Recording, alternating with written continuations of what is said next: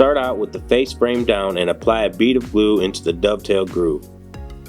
Slide the left and right cabinet walls into the vertical grooves. Don't forget to wipe any excess glue. Now slide the top and the bottom of the cabinet into place using the groove on the side of the cabinets.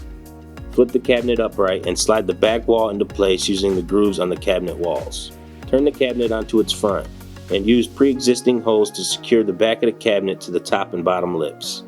Now place a corner bracket into each corner of the top and bottom to firmly secure the cabinet together. Each bracket will be fastened down using 3 screws.